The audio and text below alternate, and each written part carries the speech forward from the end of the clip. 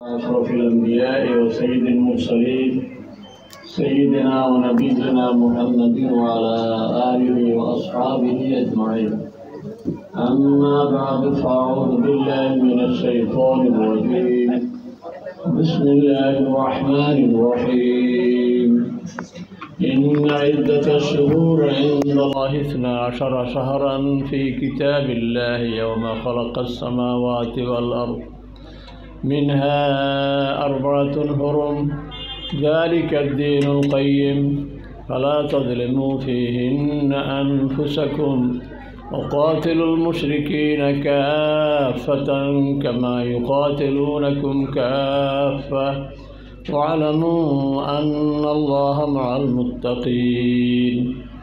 وعن معاذ بن جبل رضي الله تعالى عنه قال: أوصاني رسول الله صلى الله عليه وسلم ب10 كلمات فقال: لا تشرك بالله ولو قتلت أو حرقت، ولا تعقن والديك، ولو أمراك أن تخرج من أهلك ومالك، ولا تتركن صلاة مكتوبة متعمدا، فإنه من ترك صلاة مكتوبة متعمدا فقد برئت منه ذمة الله. ولا تشربن الخمر فإنه رأس كل فاحشة. وإياك والمعصية فإن بالمعصية حل غضب الله. وإذا نزل في قوم موتان وأنت فيهم فاثبت. وإياك والفرار من الزحف. وأنفق على أهلك بقدر طولك، ولا ترفع عنهم عصاك أدبا وأخفهم في الله، أو كما قال عليه الصلاة والسلام. اللهم صل على محمد وعلى آل محمد كما صليت على إبراهيم وعلى آل إبراهيم إنك حميد مجيد. اللهم بارك على محمد وعلى آل محمد كما باركت على إبراهيم وعلى آل إبراهيم إنك حميد مجيد.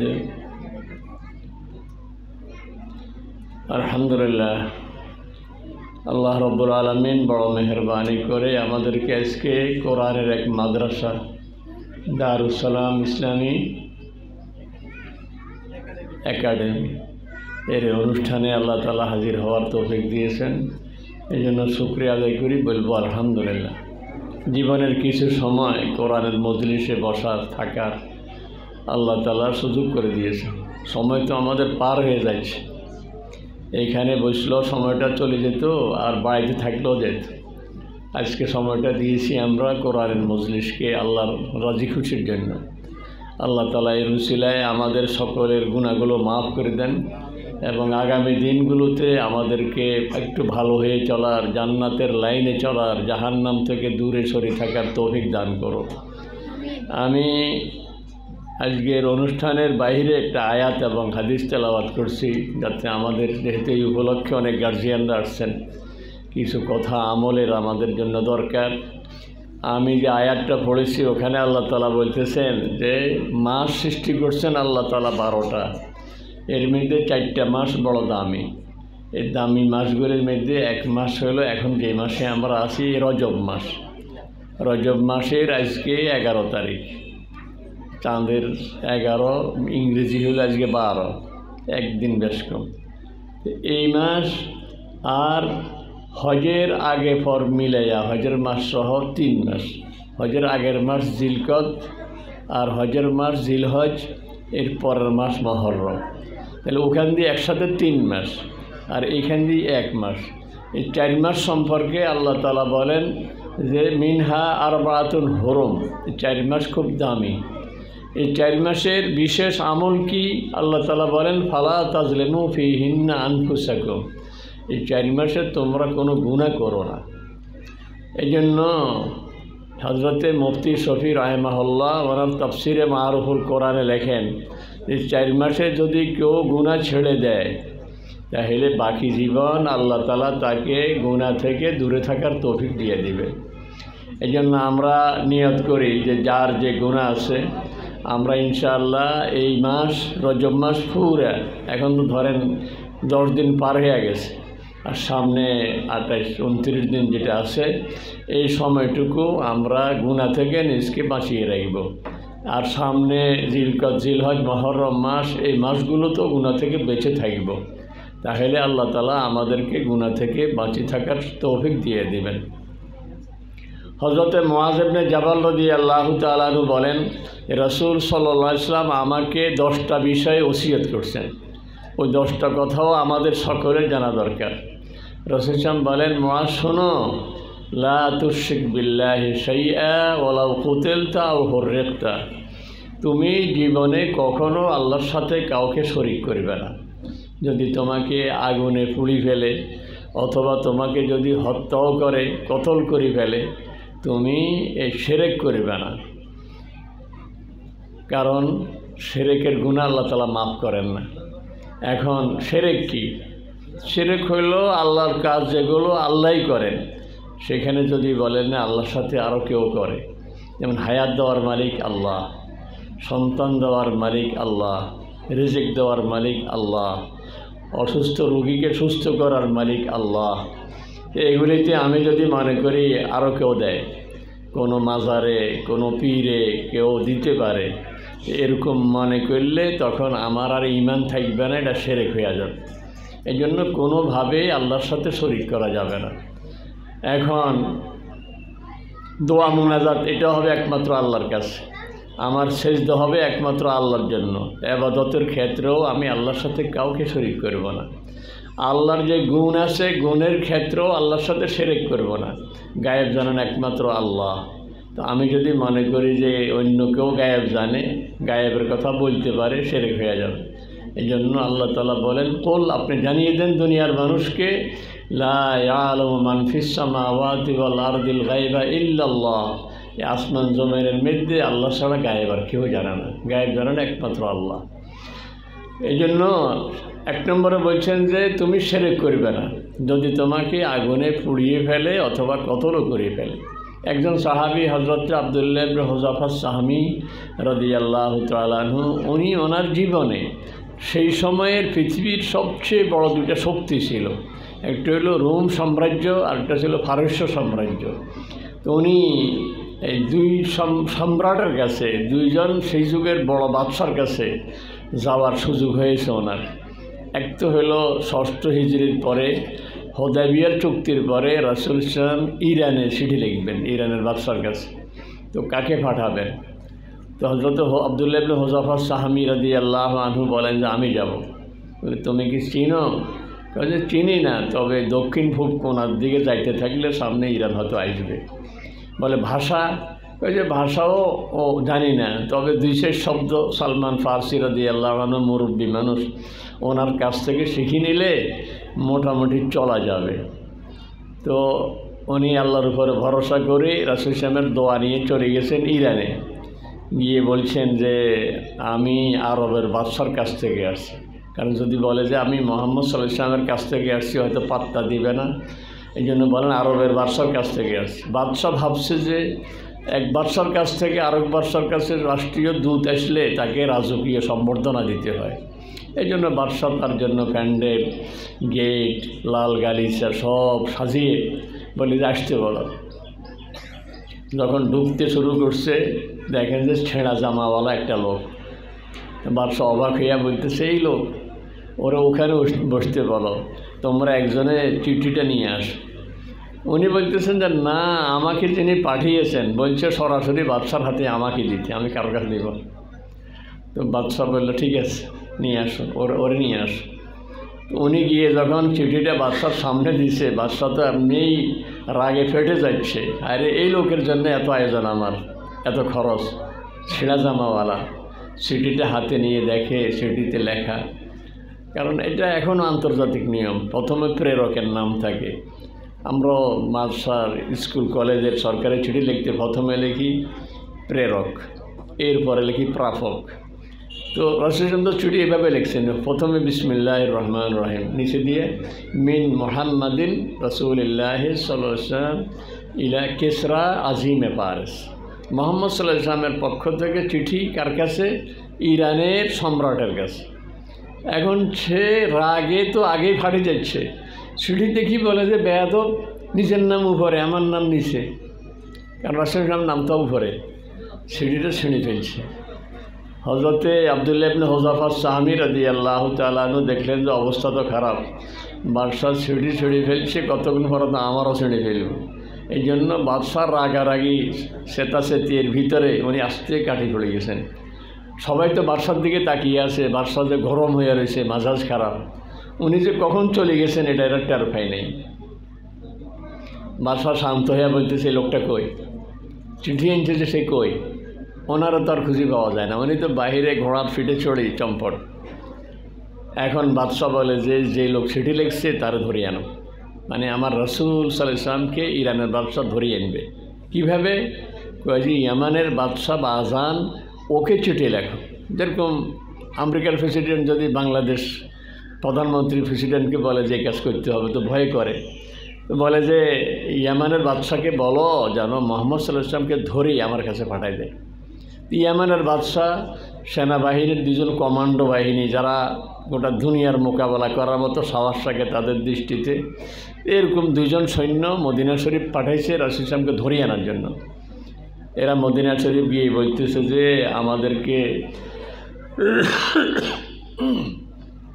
ইরানের বাদশার নির্দেশে ইয়ামানের বাদশাহ আমাদেরকে পাঠাইছে আপনাকে নেওয়ার জন্য। রাসূল ইসলাম বলে যে আমার যাওয়া লাগবে।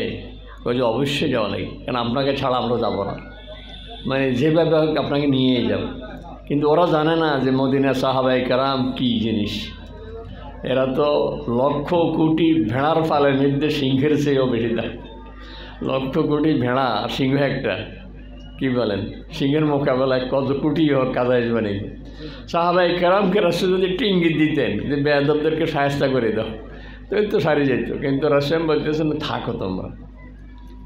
ওরা তো খুব খুশি, মনে হয় যাবে। পরের দিন সকালে এসে বলে যে চলেন। কই কোথায়? কালকে বলছি না? কয় যে আরে তোমাদের কি খবর আছে, এই রাত্রে ইরানের বাদশাহ খতম, তার ছেলে বাপকে হত্যা করছে, ছেলেও খতম, বাপও শেষ, ছেলেও শেষ, রাতে রাতে সব বংশ শেষ, সব শেষ। এখন ওরা তো থক হয়ে আছে, কিরে মোবাইল নাই, টেলিফোন নাই, ওয়্যারলেস নাই, টেলিভিশন নাই, রেডিও নাই, ইনি খবর পেলেন কী করি? এরা আর কিছু না বলেই ইয়ামান চলে গেছে। ইয়ামান গিয়ে ইমানের বাদশাকে বলতেছে, বাদশাহ একটু অবাক মানুষ, কারণ এই একদিনে যা দেখছি চাল চলনে অস্বাভাবিক মানুষ উনি। আর উনি যে কথাটা বলছে এটা অস্বাভাবিক কথা, ইরানের বাদশাহ নাকি খতম হয়ে গেছে। ইয়ামানের বাদশাহ বলে আমি তো জানি না, কারণ ওই সময় তো এত খবর আদান প্রদানের এত দ্রুত ছড়ানোর সুযোগ ছিল না। বলে তাড়াতাড়ি খবর নাও, যদি ইরানের বাদশাহ খতম হয়ে থাকে এই লোক আল্লাহর নবী, নাহলে জানলো কী করে, আর যদি মিথ্যা হয়ে থাকে তাহলে যার যা ব্যবস্থা নেওয়া দরকার আমি নিব। খবর নিয়ে দেখে যে রাসূল সাহেব যে রাতের কথা বলছেন ওই রাতেই ইরানের বাদশাহ খতম, সাথে সাথে ইয়ামানের বাদশাহ সহ গোটা ইয়ামানের লোক মুসলমান হয়ে গেছে। আব্দুল্লাহ ইবনে হুযাফা সাহামী, ওনার এই হলো ইরানের বাদশার সাথে দেখা করার হালত। ওমর রাদিয়াল্লাহু তাআলা আনহুর সময়ে রোমের বাদশাহ বলছিল যে মুসলমানরা কিসের বলে লড়ে, অস্ত্র তাদের এমন কিছু না, গায়ের শক্তি অত বড় না, এরা লড়ে কিসের বলে? তোমরা কোনো মুসলিম সৈনিক জীবিত ধরতে পারলে আমার কাছে নিয়ে আসিও, আমি একটু দেখব। তো ঘটনাক্রমে আব্দুল্লাহ ইবনে হুযাফা সাহামী রাদিয়াল্লাহু তাআলা আনহুর ক্ষুদ্র একটা দল রোম সৈন্যদের হাতে ধরা পড়ে গেছেন। এরা রোম সম্রাটের কাছে নিয়ে গেছে।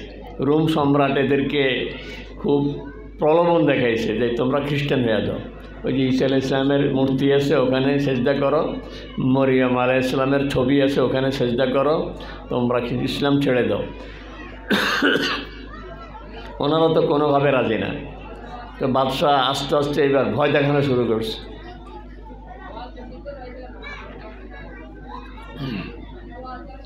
ভয়ে যখন কাজে আসে না, তো বাদশাহ বলল যে না, ভয়ে কাজ হবে না, আগুন জ্বালাও, কড়াই আনো, কড়াই আনি তেল দাও, তেল উতরাইতে থাকুক, তেল যখন টকবক করে উতরাবে তখন একজন একজন করে তেলের মধ্যে ছেড়ে দিবে। তো আব্দুল্লাহ ইবনে হুযাফা সাহামীর সঙ্গীদের একজনকে হাত পা বেঁধে তেলের মধ্যে যখন ছাড়ি দেয়, মানে হাড্ডি থেকে গোশত চামড়া সব আলাদা হয়ে যায়, তেলের জীবিত মানুষ। কিন্তু ওনারা কোনো নড়তেছে না, লা ইলাহা ইল্লাল্লাহর উপরে মজবুত। একজন দুইজন শেষ করার পরে বাদশা বলতেছে একজন একজন করে সব শেষ করে দিবে, এরা তো ইমান থেকে ফিরতেছে না, এদের নেতাকে নিয়ে আসো, আব্দুল্লাহ ইবনে হুযাফাকে নিয়ে আসো। ওনাকে যখন নিয়ে গেছে, হাত পা বাঁধছে, তেলের কয়ের কাছে নিয়ে গেছে, উনি কাঁদা শুরু করছেন। তো সৈনিকরা গিয়ে বললো যে বাদশাহ উনি ভয় পেয়ে গেছে, কাঁদতেছে, বলে যে এই সুযোগে নিয়ে আস, কিন্তু ভয় পেয়েছে, এইবার নরম হবে। বলল যে তুমি কাঁদছো কেন, তোমাকে তো আমি ছেড়ে দিব, তুমি খ্রিস্টান হয়ে যাও, তুমি ঈসা আলাইহিস সালামের মূর্তিতে একটু সেজদা করো। তো উনি বললেন আগের সে মজবুত, কোনো দিন আমার জীবন চলে যাবে, আমি সেটা করতে পারবো না। তো বাদশাহ বলে যে আরে বেটা, মৃত্যুর ভয়ে কাঁদতেছ, আর এখন আসি আমার সামনে আবার হেডম জাড়ো, কাঁদছো কেন? কয়ে যে কাঁদছি এই জন্য যেহেতু আমার প্রাণটা তো এখন চলে যাবে, আমি যে আমার আল্লাহর জন্য আর কিছু করতে পারবো না। যদি আমার 100টা রু থাকতো, এই রু শেষ হয়ে গেলে আরেকটা রু দিয়ে কাজ করতাম, কিন্তু আমার তো এখনই করা শেষ, আমি তো আল্লাহর জন্য কিছুই করতে পারিনি। বাদশা দেখলে তো সর্বনাশ, এদেরকে তো আগুনে ফুটলেও লাভ নাই। তো বলে যে আপনাকে আমি ছেড়ে দিব একটা শর্তে, সেটা হলো আপনি আমার কপালে একটা চুমা দেন। কারণ বাদশার কাছে মনে হয়েছে এরা মানে এই কী বলে মহাপুরুষ আর কি, এরা সাংঘাতিক, এরকম লোকের একটা চুমা যদি আমার কপালে দেয় তো আমি ভাগ্যবান হয়ে যাব। তো আব্দুল্লাহ ইবনে হুযাফা সাহামী রাদিয়াল্লাহু আনহু বলেন আমি চিন্তা করলাম কাফেরের কপালে চুমা দিব, তা আমি একা বাঁচবো কেন, দেখি সাথী আর যে কয়জন আছে শর্ত লাগাইয়া দিই, এক শর্তে চুমা দিতে পারি, আমার সাথী যতজন আছে সবাইকে ছেড়ে দিবেন। বাদশা বলল তাই হবে, ঠিক আছে। কয়তো শেষে উঠি চুমা একটা দিছি, বাদশা সবাইকে ছেড়ে দিছি।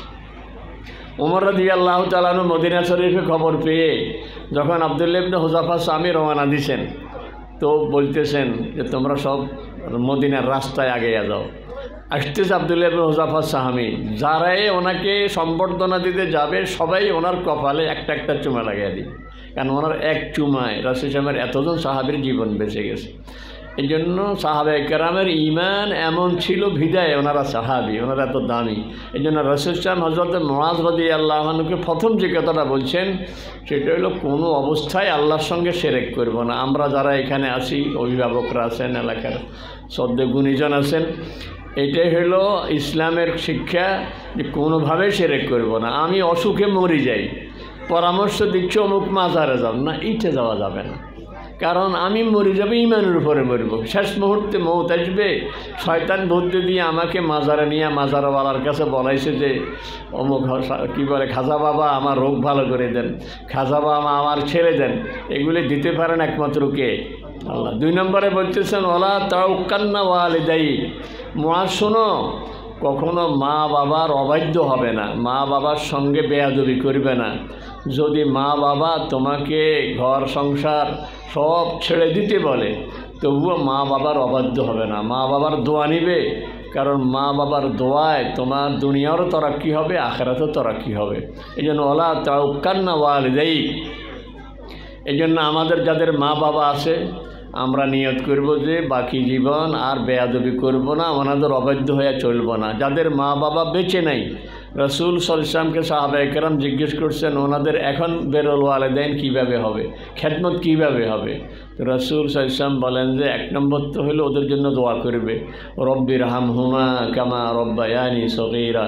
2 নম্বর হলো মায়ের বান্ধবী বাবার বন্ধু যারা আছে এদের সঙ্গে সদ্ব্যবহার করব, এনাদের আত্মীয় স্বজনের সাথে সদ্ব্যবহার করব, ওনারা যদি কোনো ওসিয়ত করে থাকে সেই ওসিয়তটা পূরণ করব। এই জন্য আমরা মাঝে মধ্যে মা বাবার কবরে জিয়ারত করব। মা বাবার কবর জিয়ারত আমি বাড়ি থেকে করলেও ওনাদের জন্য সমান সওয়াব, কিন্তু কবরের পাশে গিয়ে দাঁড়ালে ওনারা আমাকে দেখবে এবং আমার কবরের কথাটা মনে আসবে যে আব্বাকে কবরে তো আমি নিজের হাতে রাখছি, আম্মাকে আমার কবরে তো আমার নিজের হাতে রাখছি, ও সিনের এটা মনে আসবে। ফাইন্না জিয়ারাতাল কবরে তুযাক্কিরুকুমুল মাউত, 3 নম্বরে রাসূল সাল্লাল্লাহু আলাইহি ওয়াসাল্লাম বলেন ওয়ালা তাতরুকান্না সালাতাম মাকতুবাতাম মুতাআম্মিদা, মুআজ শুনো, ইচ্ছাকৃতভাবে কখনো ফরজ নামাজ ছাড়বে না, কারণ যে 5 ওয়াক্ত নামাজ পড়ে আল্লাহ তাআলা তার জিম্মাদার হয়ে যান।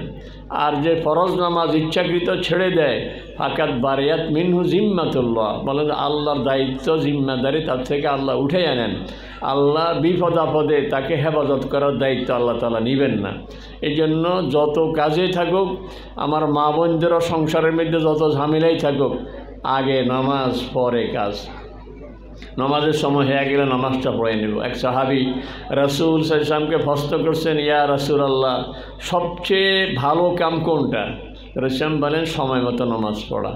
বলেন এরপরে কোনটা? বলছে এরপরে বিরুল ওয়ালিদাইন। এরপরে কি? এরপরে হলো আল্লাহ রাস্তায় জিহাদ করা। দেখেন 1 নম্বরে বলছে সময় মতো নামাজ পড়া, 2 নম্বরে মা বাবার খেদমত করা, 3 নম্বরে জিহাদ করা। আমরা তো এমনি জেহাদ জেহাদ জেহাদ চাই মনে করি 1 নম্বর, কিন্তু নামাজ 1 নম্বর, মা বাবার খেদমত 2 নম্বর। এই জন্য ঘরের মধ্যে আমার বরকত হবে যদি আমি নামাজগুলি ঠিকমতো পড়ি। আমাদের টুমসর মাদ্রাসায় আমার আগে এক প্রিন্সিপাল হুজুর ছিলেন, অত্যন্ত বুজুর্গ মানুষ। উনি প্রায় বলতেন যে ঘরের মধ্যে মাঝে মধ্যে হাত থেকে পড়ে প্লেট ভেঙে যায়, গ্লাস ভেঙে যায়, একটা বাটি ভেঙে যায়, অনেক জিনিস নষ্ট হয়। যেদিন নমাজের ত্রুটি হয় সেদিনই এগুলি হয়। আমার নমাজ যদি ঠিকমতো হয় তা আমার ঘরের কোনো জিনিস আমার হাতে আর ভাঙবে না, কারণ আমার জিম্মাদার তখন হয়ে গেছেন কে? আল্লাহ। কিন্তু যখন আমি নমাজ পড়ি নাই তা আমার জিম্মাদারি আল্লাহ তো উঠে নিয়েছেন। আমি আমার গতিতে চলি তো আমার হাত থেকে প্লেট পড়ে যাবে, গ্লাস পড়ে যাবে, বাটি পড়ে যাবে। এই জন্য ঘরের মধ্যে আমরা যারা আছি মায়েরা মেয়েদের নামাজের ব্যাপারে সজাগ থাকবেন। নামাজ পড়ার সময় মেয়েকে সাথে নিয়ে নামাজটা পড়বেন, তাতে মেয়েও নামাজি হবে। বাবা ছেলেকে নিয়ে মসজিদে যাবেন, ছোট্টবেলা থেকে মসজিদে যদি নিয়ে যান ছেলে অভ্যস্ত হবে, এক সময় তার আবাদত হবে। প্রথমে হয় আদত, তারপরে হয় আবাদত।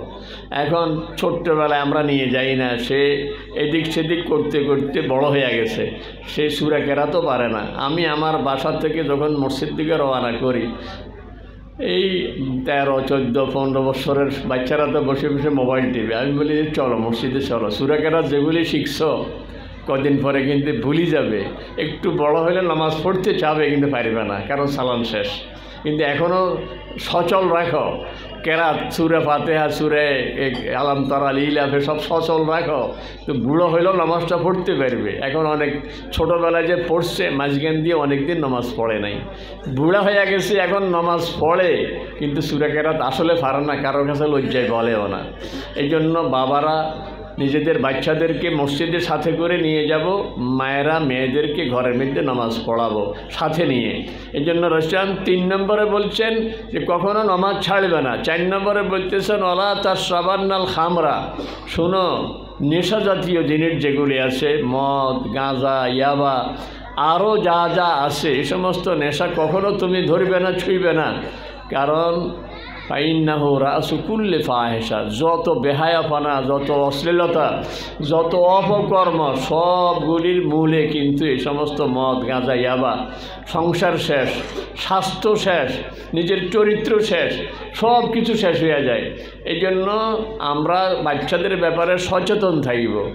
আমাদের দেশের অবস্থা হইল মানে আস্তে আস্তে যুবক শ্রেণীকে নষ্ট করার জন্য এই এক ধরনের চক্রান্ত চলছে, যাতে আমাদের যুবকরা ভালো হয়ে উঠতে না পারে।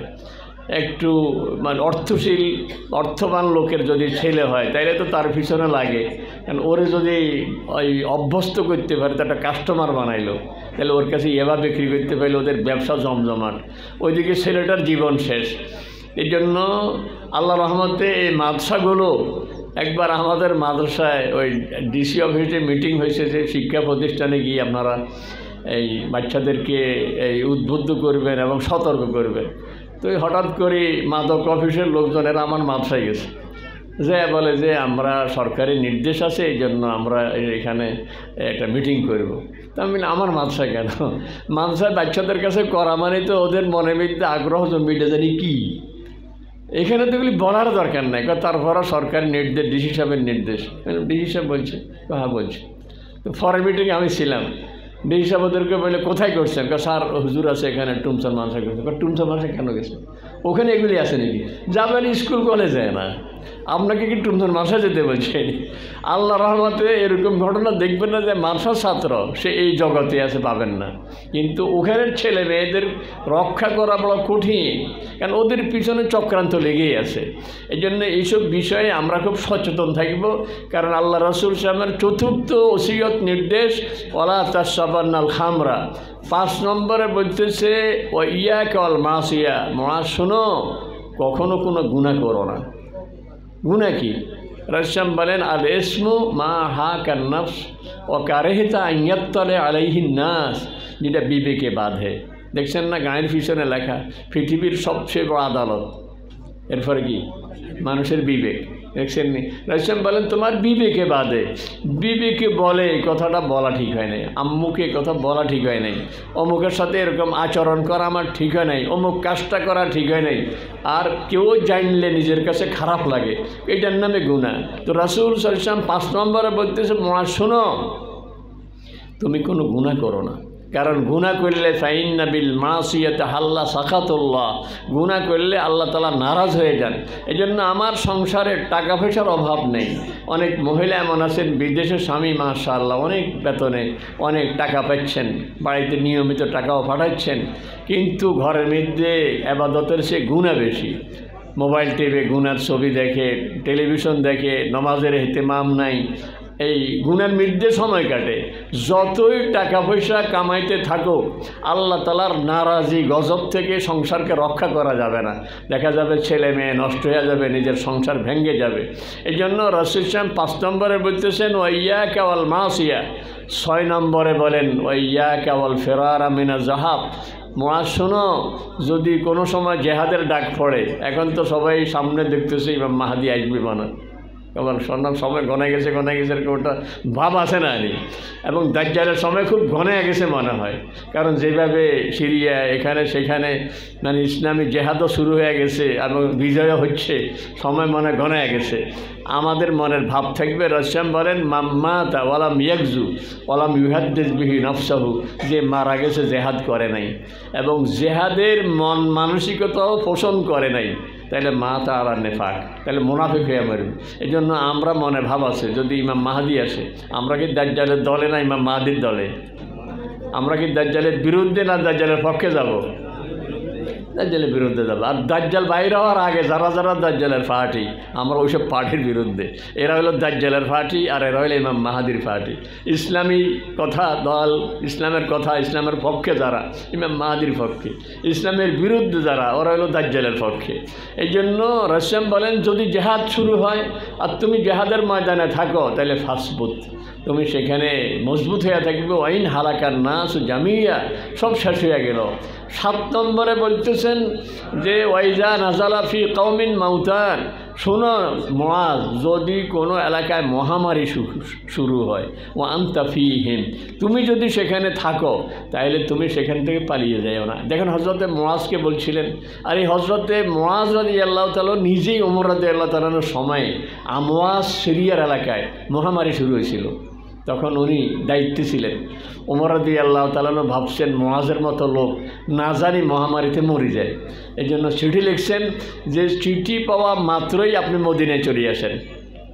হযরত মুআজ রাদিয়াল্লাহু তাআলা বলছেন যে আমি মদিনা যাব না, কারণ আমার রাসূল বলছেন যে ফাসবুত, জমি থাকো, আমার যদি মৌত আসে তাহলে মদিনা গেলেও মরব। আর ঠিকই আমওয়াসের ওই জায়গাতে হযরতে মুআজ রাদিয়াল্লাহু তাআলা তাউনে আমওয়াসে উনি সেখানেই মারা গেছেন।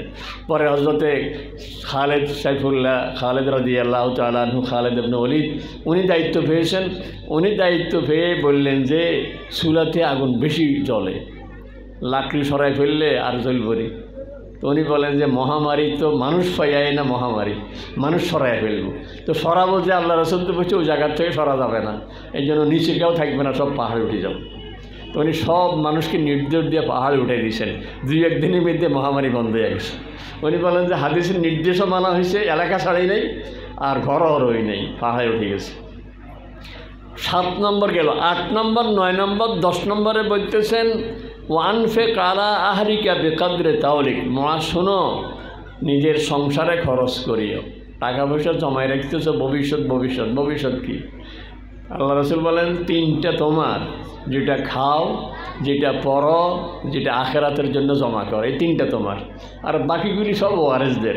তো তুমি সামর্থ্য অনুযায়ী খাও, সামর্থ্য অনুযায়ী পড়ো, আর আখেরাতের জন্য পেশ করো। আর বাচ্চাদের জন্য সংসারের জন্য যেটা খরচ করবে এটা তো আমল নামার মধ্যে গণ্য হবে, নিজের আখেরাতের খাতায় গণ্য হবে। 8 নম্বর গেল। 9 নম্বরে বলতেছেন ওয়ালা তারফা আনহুম আসাকা আদাবা। শোনো, বাচ্চাদের শাসন রাখিও, মারিও বলে নাই। ঘরের মধ্যে ছোট্ট করে সলার মুড়া একটা রাখছে, বাচ্চাও জানে যে আম্মু সলার মুড়া রাখছে, ফিডে দিব, ফিডে না কিন্তু সলার মুঠা নাই। এখন বাচ্চা একটা বেয়াদবি করছে, কী দিয়ে ফিটবো, হঠাৎ করে গ্লাস একটা গ্যাস দিয়া বাড়ি দিছে, বাড়ি দিয়া ফেলেট দিয়া বাড়ি দিছে, মাথা ফাটে গেছে, বুঝেন নাই? আর মারাত্মক ক্ষতি হবে। এই জন্য রাশিয়ান বলেন একটা ব্যাট, ছোট্ট একটা সলার মুঠা ঘরের মধ্যে ঝুলিয়ে রাখো, এটা সরাইও না, তাইলে বাচ্চা নিয়ন্ত্রণে থাকবে। মাইতে বলে নাই, কিন্তু বলছে যে এই নিয়ন্ত্রণের জন্য লাঠি, ব্যাট, সলার মুঠা ঝুলিয়ে রাখিও। 10 নম্বরে বলতেছেন ওয়াখিফহুম ফিল্লাহ, এদেরকে আল্লাহ সম্পর্কে ধারণা দিও, ভয় দেখায়ও। দুনিয়ার কেউ দেখে না, কে দেখে? আল্লাহ।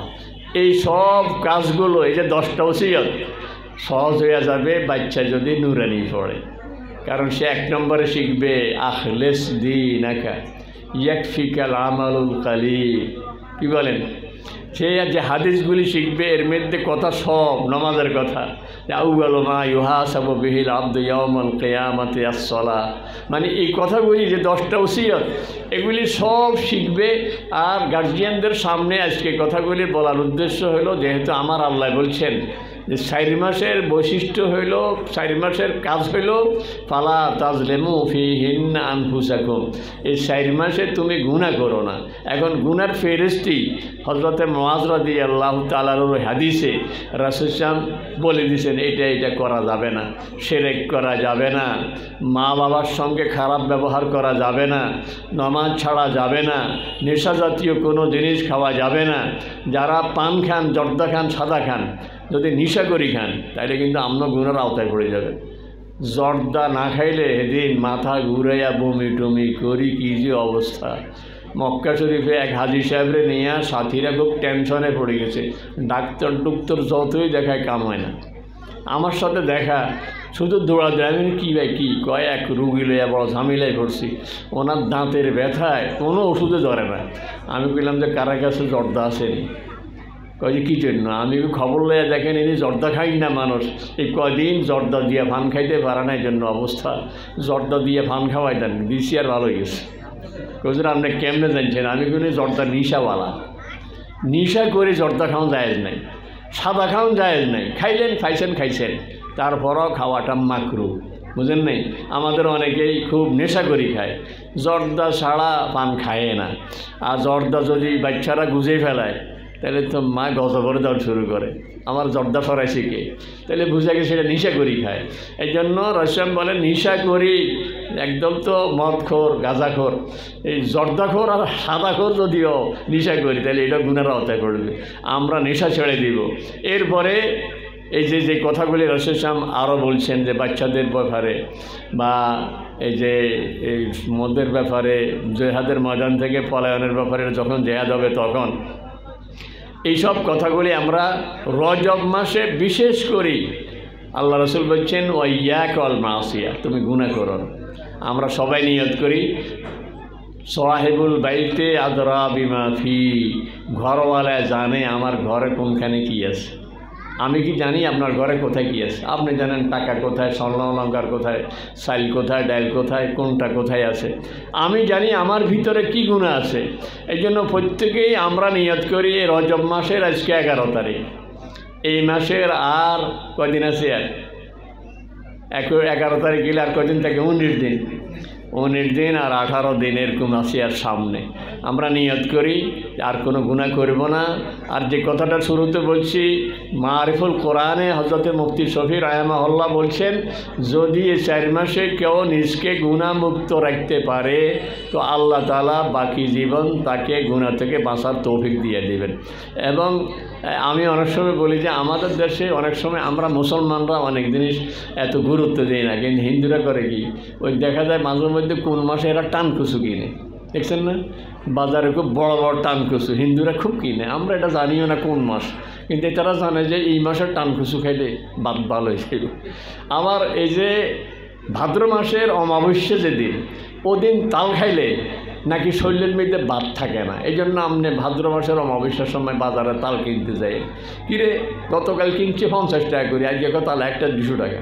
এই জন্য হিন্দুরা সব তাল কিনে দেন, কারণ এদের ধারণা হইল ভাদ্র মাসের মৌনী অমাবস্যার সময় তাল খাইলে সারা বছর রোগমুক্ত থাকবে, শরীর বাতমুক্ত থাকবে। তাইলে খানার একটা তাসির আছে না, আল্লাহ তাআলা বলতেছেন এই 4 মাসের একটা তাসির হইল, 4 মাসে তুমি কোনো গুনাহ করিও না, দেখবা বাকি জীবন আল্লাহ তাআলা তোমাকে গুনাহ মুক্ত থাকার তৌফিক দিয়ে দেবে। গুনাহ কি অন্য মাসে যায় আছে? গুনাহ তো সবসময় গুনাহ, কিন্তু এই 4 মাসে বিশেষ ইহতিমাম করব। তারপরেও একটা আমলের কথা বলি, অনেকেই মানে অনেক সময় সরাসরি বা ফোনে বলেন হুজুর তওবা বারবার করি কিন্তু গুনাহ ছাড়তে পারি না, কি করব?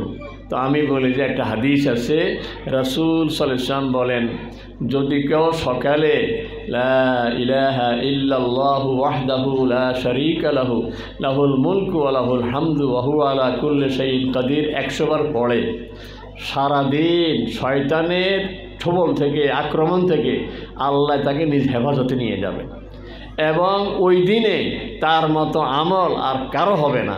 হ্যাঁ, যে লোক এটাও করছে অন্যটাও করছে তার হবে, তাহলে এই আমলটা সবচেয়ে উত্তম আমল। এবং বলছে যে 10টা গোলাম আজাদ করার সওয়াব তার আমলনামার মধ্যে লেখা হবে। এই জন্য আমি পরামর্শ দেই যে আমি গুনাহ থেকে বাঁচতে পারি না, বিশেষ করে এই জমানায় সবচেয়ে বেশি গুনাহ হচ্ছে মোবাইলের কারণে। মদ, গাঁজা, আবার ক্ষতির চেয়ে মোবাইল আসক্তি আরও মারাত্মক হয়ে যাচ্ছে, বাচ্চাদের সময় নষ্ট হচ্ছে, লেখাপড়া শেষ হয়ে যাচ্ছে, সব সময় মোবাইলের মধ্যে। এই মাহফিল করে রাত্রে 12টা 1টার দিকে অনেক সময় ফিরতে হয়, এই শীতের ভিতরে, এই কুয়াশার ভিতরে রাস্তার পাশে বসি 3-4 মিনিট মোবাইল দেখে, খারাপ কিছু দেখে, দলবদ্ধ হয়ে, কারণ ঘরে গেলে আম্মুর ভয় দেখতে পারে না, আম্মুর ভয়ে মোবাইল টিপতে পারে না, তো রাস্তায় বসে দেখে। এই যে জিন্দেগি বরবাদ হয়ে যাচ্ছে। এই জন্য এই 4 মাস আমি যদি নিয়ত করি যে বাকি 11 দিন, বাকি আরও 18 দিন 19 দিন আমি মোবাইলের কিচ্ছু খারাপ ছবি দেখব না, দরকার হলে এই সময় অ্যান্ড্রয়েড মোবাইল যেটা আছে এটা বাদ দিয়া ওই যে বাটন মোবাইল যেটা, ওইটাই ব্যবহার করব। এক সময় দেখা যাবে যে এটা আমার জীবন বরবাদ করে দিয়েছে, সময় নষ্ট হয়ে গেছে। এই জন্য রাসূল বলেন, এই 10টা ওসিয়তের মধ্যে একটা ছিল ইয়াকা ওয়াল মাসিয়া, গুনাহ থেকে বাঁচো। আমরা সবাই নিয়ত করি যে নিজ নিজ গুনাহ, যার যে গুনাহ আছে গুনাহগুলি ছেড়ে দিব। চোখের দ্বারা যে গুনাহ করি, কানের দ্বারা যে গুনাহ করি, মুখ দিয়ে গীবত শিকায়াত করি, যে যে রকম গুনার মধ্যে আছে গুনাহগুলো ছেড়ে দিব। আল্লাহ তাআলা আমাদের সকলকে তৌফিক দান করুন। আর এটা দারুস সালাম ইসলামিক একাডেমির আজকের এই প্রোগ্রাম, কোনো এক এলাকায় একটা দ্বীনি প্রতিষ্ঠান হওয়া, আমি বলি এটা এলাকার উপরে আল্লাহর একটা খাস রহমত। আল্লাহ তাআলা এই এলাকাকে খুব পছন্দ করছেন, এই জন্য কোরআনের মাদ্রাসা আল্লাহ এখানে করার তৌফিক বুদ্ধি এলাকার মানুষকে দিয়েছেন। আমরা রাসূল বলেন আদ-দীনুন নসিহা, দিনদারি কি? দিনদারি হইল হিতাকাঙ্ক্ষী খায়ের খাওয়ার নাম। তো সাহাবায়ে কেরাম বলেন, ইয়া রাসূলুল্লাহ আমরা কার খায়ের খা হব? লিল্লাহি ওয়া লিরাসূলিহি ওয়া লিকিতাবিহি ওয়া লিআইম্মাতিল মুসলিমিনা ওয়া আম্মাতিহিম। তুমি খায়ের খা হবে, আমি সবসময় আমার আল্লাহর পক্ষে, বুঝেন নাই? আমার আল্লাহর বিরুদ্ধে কেউ কথা বললে খবর আছে, যিনি যে দল করেন, বাসে করে ঢাকা যাইতেছেন, বা তারা চুপচাপ বসে রয়েছে, কে জানি তার দলের বিরুদ্ধে কথা বললে এই মুখ সামলায় কথা বলে, কারণ আমার দলের বিরুদ্ধে করলে আর আমার গায়ে সহ্য হয় না। আমি আমার আল্লাহর পক্ষে, আল্লাহর বিরুদ্ধে কেউ কথা বললে আমি চুপ করে বসে রয়েছি, তাইলে বোঝা গেছে কিসের পক্ষে, কিসের দল করে, আল্লাহর দল কিসের? এই জন্য আমি সবসময় আল্লাহর পক্ষে, আমি সবসময় রাসূলের পক্ষে। আমার রাসূল সাল্লামের বিরুদ্ধে কেউ কথা বললে আমার গায়ে জ্বালা শুরু হয়ে যাবে। আমি আমার কিতাবের পক্ষে। কিছু কিছু লোক এত খারাপ, একবার লক্ষ্মীপুরে এনএসআই বুঝেন তো, এরা একবার গোয়েন্দা সংস্থার সরকারি দায়িত্বপ্রাপ্ত বড় একটা সংস্থা। তো এনএসআইয়ের প্রধান যিনি ডিডি লক্ষ্মীপুরের, উনি আমার ফোন দিয়ে বললো, হুজুর আপনি মানসা যাওয়ার সময় আমার অফিসে একটু দেখা করে দিয়ে। ওনার অফিসটা হইল ডিসি এসপিদের যে বাসা, ঠিক এটার ভিতরে ওনার অফিস। এটা আমি জানতাম না। আমি ভাবছি যে আল্লাহ, মনে হয় আমার বিরুদ্ধে কেউ কোনো অভিযোগ টভিযোগ আছে না এনএসআই গোয়েন্দার কাছে, নাকি আমার মানসার বিরুদ্ধে না কার বিরুদ্ধে। তো খুব ভয়ে ভয়ে গেছি। আর আমারে বলতেছে, হুজুর এই যে আইন শৃঙ্খলার মিটিংয়ে তো আপনি সদস্য, মাঝে মধ্যে আপনি থাকেন না কেন? মানে স্যার মাপসার ব্যস্ততা থাকে, নিজের কোনো না, আপনি থাকতে হবে। কারণ আপনি যেদিন থাকেন না, একটা নাম ধরে বলতেছে অমুক অমুক অমুক মুসলমান, এরা দাঁড়ায় উঠে বলে স্যার ব্যাঙ্গের সাতার মতো মাদ্রাসা গজায় উঠতেছে করে, এত খারাপ ভাষায় কথা বলে মুসলমান এরা। দেখছেন নি কারবার বেটা এনএসআই সরকারি দায়িত্বপ্রাপ্ত, তার গায়ে লাগতেছে এরকম কথা। তো যারা দিনই মানসাকে ব্যাঙ্গের সাতার মতো বলে, এত কথা বলে আল্লাহর রহমতে মানসা কি বন্ধ করতে পারছেন? মানসা বাড়তেছে, বরং ওদেরটা শেষ হয়ে যেতেছে। এখন সরকারও চিন্তা করতেছে যদি তত্ত্বাবধায়কের থেকে সামনে আরও ভালো কিছু আসে, এরা ইনশাল্লাহ দেখবেন যে এই প্রাইমারি স্কুলের মধ্যে নূরানি শিক্ষক নিয়োগ না দিলে প্রাইমারি